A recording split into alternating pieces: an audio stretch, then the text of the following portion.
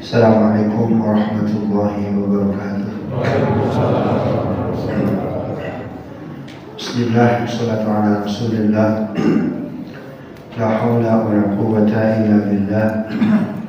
Rabbi shrah li sadri wa yassir li amri wahlul 'uqdatam min lisani yafqahu qawli waj'al li waziran min ahli. Amma ba'd. Ibu bapak, para guru, asqaf bin isqaf, Saiman kami dimuliakan Allah. Berbuka puasa bersama itu bukan hanya tradisi di Indonesia, tetapi itu bagian dari syariat. Nabi kita Muhammad SAW, beliau berbuka puasa bersama istrinya dan keluarganya di hari-hari genap. Tapi di hari-hari ganjil beliau berbuka dengan para sahabatnya. Jadi tanggal 3, tanggal 5, tanggal 7, seterusnya hingga tanggal 29 itu Nabi berbuka puasa bersama para sahabatnya. Bukan di masjid, tapi di mana? Di rumah para sahabat. Asarnya Nabi berjamaah di masjid bersama para sahabat. Nanti habis asar, Nabi dan para sahabat bergerak ke rumah sahabat yang memang ketepatan dijadikan tempat untuk berbuka puasa. Kata Nabi, besok kita akan berbuka puasa bersama. Siapakah di antara kalian yang rumahnya ingin ketempatan untuk berbuka puasa bersama? Semua sahabat angkat tangan. Kenapa? Karena bangga betul rumahnya akan diinjak oleh kaki yang paling mulia, Rasul Sallallahu Alaihi Wasallam. Bangga betul rumahnya, kursi-kursinya akan diduduki oleh Nabi yang amat sangat mulia. Mungkin beberapa waktu rumah kita karbon dioksidanya orang yang nggak mulia, Pak. Tapi ketika Nabi Muhammad datang, oksigen karbon dioksida yang dikeluarkan oleh Nabi itu karbon dioksida yang amat sangat bersih. Sehingga para sahabat berebut, bukan hanya yang kaya yang mampu untuk dijadikan rumahnya sebagai tempat bukber, tapi sahabat yang tidak mampu pun angkat tangan. Urusan nanti sangunya apa, menunya apa, itu nomor ke-70. Yang penting ketepatan dulu, Pak. Karena kenapa? Seperti Abu Lubabah angkat tangan, Bilal bin Rabah angkat tangan, Abdullah bin Umi Maktum bukan hanya mohon maaf papa secara ekonomi, tapi beliau tidak melihat rumahnya ingin ketempatan, Pak. Karena mereka sangat paham betul para sahabat tidak akan membiarkan dirinya itu tidak mampu ketika menjadi tuan rumah. Seperti Abu Bakar Siddiq, Abdurrahman bin Auf kaget, kok Abu Lubabah angkat tangan? Bahasa kita duit dari mana? Mereka tidak seperti itu, Pak. Ditulis sahabat yang angkat tangan siapa saja, subhanallah. Ternyata ketika diundi, karena semuanya angkat tangan, Pak, perlu diundi itu, Pak, subhanallah. Kita buka puasa bersama cuma bawa perut kosong. Kenapa? Karena semua jamuan sudah disiapkan oleh tuan rumah. Padahal buka puasa itu intinya di mana? Intinya manfaat rasulullah, memberi makan orang yang berpuasa. Kenapa mesti buka puasa bersama di rumah para sahabat? Agar para sahabat tahu di mana rumah si fulan, di mana rumah si fulan. Kalau selama 5 waktu berjamaah di masjid absensi X, oh berarti dia sakit atau ada keperluan sehari. Kalau 2 hari, oh maka dia akan berkunjung ke rumahnya karena dia tahu rumahnya. Kita pagar tinggi-tinggi, setelah itu dikunci rumah kita, tetangga pun tidak tahu. Karena orang yang paling tahu, yang paling kita butuhkan ketika kita sakit, bukan anak kita yang sedang kuliah di Amerika, bukan adik kita yang rumahnya jauh, tetapi tetangga kita. Itu sebabnya Abdurrahman bin Auf, ya, Abu Bakar Siddiq datang ke Rasul, ya Rasulullah, ternyata si fulan Abu Lubabah yang dapat ketempatan sebagai tuan rumah. Kami tahu ya bagaimana kondisi ekonominya. Ini modal beliau untuk menjadi tuan rumah buka puasa bersama. Jadi Abu Lubabah diangkat tangan, dia paham betul, Pak. Sahabat-sahabat tidak akan membiarkan itu. Subhanallah. Ternyata hari pertama yang menjadi tuan rumah Abu Bakar Siddiq. Kata Nabi, besok sebelum buka puasa bersama siapkan hadiah terbaik. Kata Nabi, tahadu tahabu. Ya, bertukar hadiahlah kalian, tahabu tahabbtu maka kalian akan saling mencintai. Hadis itu hadis bukhbar. Persis 100% hadis itu Nabi sabdakan untuk apa? Untuk menghiasi indahnya buka puasa bersama. Tahaddu, kalian berbagi hadiah. Tahabbu, tolong hadiahnya oleh kalian diikat, oleh kalian ditutup agar jangan sampai tahu orang lain hadiah kalian. Siapkan hadiah terbaik. Subhanallah. Abdurrahman bin Auf dia menyiapkan hadiah. Bapak Ibu tahu tidak? Kintor. Apa itu kintor? Lihat An-Nisa 21. Wa in aradtum istibdala zawjin makana zawjin wa ataitum ihdakunna qintaran fala ta'khudhu minhu syai'an. Apa itu qintar? 12 kilo emas. Sekarang harga 1 gram antam berapa? 1.026.000. Anggap 1 juta. Jadi kalau 12 kilo berapa? 12 miliar. Ada tidak kita berhadiahnya 12 miliar? Subhanallah. Sebaliknya Abu Lubabah dia tidak punya apa-apa. Apa-apa, dia tidak punya apa-apa. Apa hadiahnya? Yang dia miliki hanya baut, atau baut, Pak. Bahasa Jermannya mur. Untuk mur, Pak. Baut nggak tahu, mur nggak tahu, susah. Orang nggak tahu. Mur baut boleh ya? Yang beliau punya hanya baut, Pak. Oleh beliau diikat. Ya, setelah diikat dilapisi lagi. Ya, dilapisi lagi sehingga hadiahnya terlihat apa, Pak? Besar. Padahal mur baut Tuhan. Subhanallah. Datanglah hari H. Para sahabat sholat berjamaah asar. Jadi kalau ingin mengikuti sunnah bukber, asar berjamaah di masjid. Ini datang yang menjelang maghrib. Ngajinya nggak ikut, tausiahnya nggak ikut, makan doang. Subhanallah. Harusnya apa? Asar berjamaah di masjid. Setelah itu Nabi dan para sahabat hari pertama bergerak ke rumahnya Abu Bakar Siddiq. Nabi memberi tausiah. Ya, sekitar setengah jam lagi kata Nabi, ayo bagikan hadiah di antara kalian. Kalian tidak boleh mengambil barang yang punya kalian, karena masing-masing kalian tahu kan barang yang kalian siapkan. Karena semuanya kan dilapisi itu kan, diundi oleh Nabi. Sampai semua dapat gilirannya itu kan. Tersisa 2 orang yang belum mengambil hadiah, Abu Lubabah dan Abdurrahman bin Auf. Yang satu hadiahnya kecil sekali, yang satu hadiahnya besar sekali. Oleh Nabi diundi.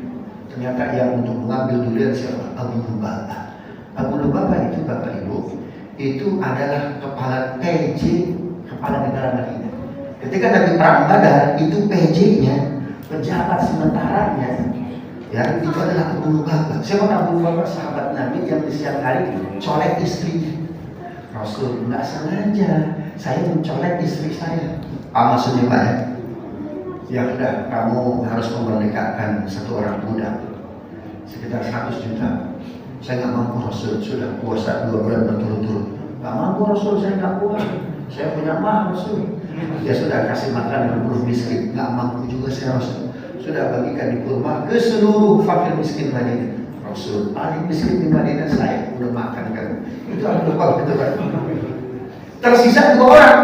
Ternyata ketika diundi Abu Lubabah, Abu Lubabah akan mengambil kira-kira punya siapa? Punya Abdurrahman bin Auf yang kecil tadi. Para sahabat bilang, Abu Lubabah, Anda sudah fakir, tapi Anda salah pilih. Kenapa? Ambil yang lebih kecil. Subhanallah. Para sahabat nggak tahu. Ya, ambil yang paling kecil. Kata Nabi, buka Abu Lubabah. Ketika dibuka, Pak, subhanallah, 12 kilo. Tinggal siapa nih? Abdurrahman bin Auf. Silakan Abdurrahman bin Auf. Karena tidak ada pilihan lagi, ambil itu. Dibuka oleh beliau, ternyata masih ada plastik. Dibuka plastik lagi. Dibuka plastik lagi. Ternyata kecil, mur. Itu semua sahabat tertawa. Kata Nabi, siapa yang dapat anugerah, siapa yang dapat musibah itu kan. Subhanallah. Tapi Abdurrahman bin Auf dia nggak malah tertawa dia. Doanya dikabuli Allah, hadiahku ini diberikan kepada sahabatku yang paling sangat membutuhkan. Benar Abu Lubabah. Tapi Pak, ada yang lebih hebat dari hadiah Abdurrahman bin Auf. Siapa dia? Abdullah bin Abbas. Hadiahnya bukan materi, bukan jam tangan, bukan sepeda Brompton, bukan batu, apalagi Rubicon, bukan. Apalagi kwitansi 349 triliun, bukan.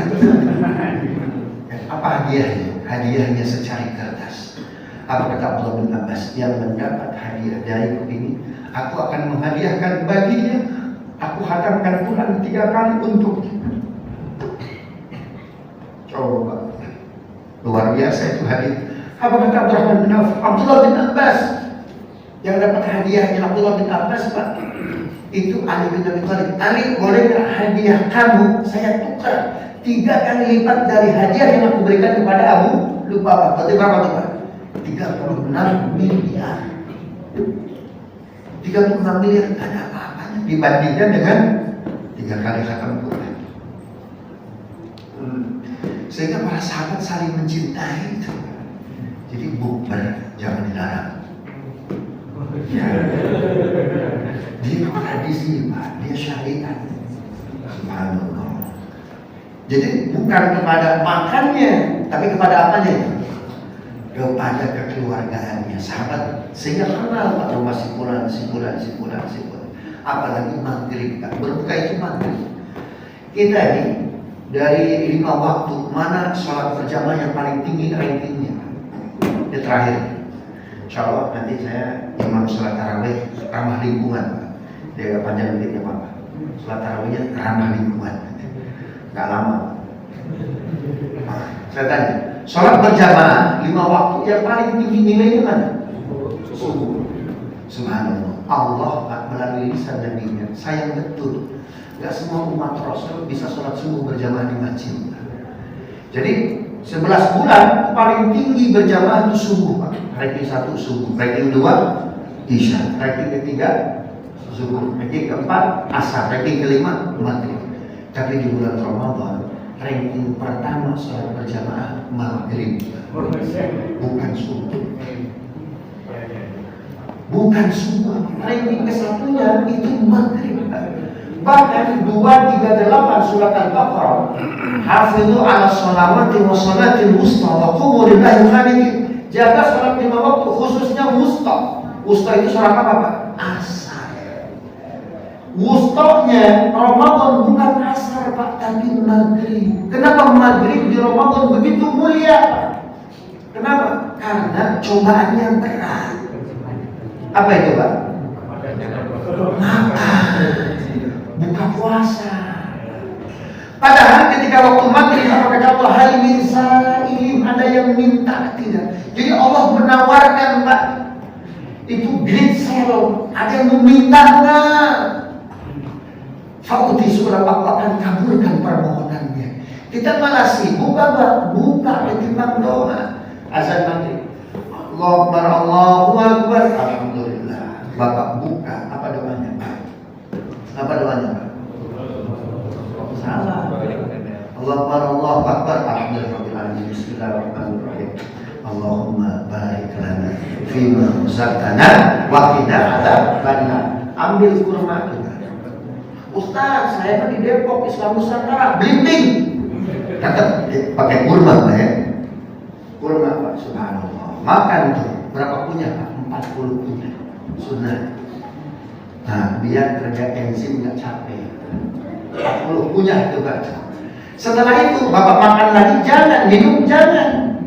Dalam kurma ada air Pak. Jangan khawatir. Bapak baca doa, zabahan qawmahu wa btalatil uruqu wa thabatal ajru insyaallah. Ustaz itu doa Muhammadiyah. Tambahkan yang NU-nya, Allahumma lakasumtu wa bika amantu wa la rizqika aftartu bi rahmatika ya arhamar rahimin. Setelah itu minum, makan jangan. Bapak berdoa.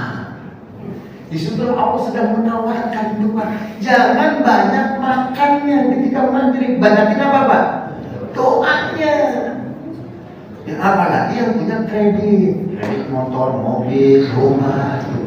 Itu motor kredit Pak, di starter bunyinya lain. Cek, riba. Begitu tuh Pak. Masuk ke rumah yang masih KPR.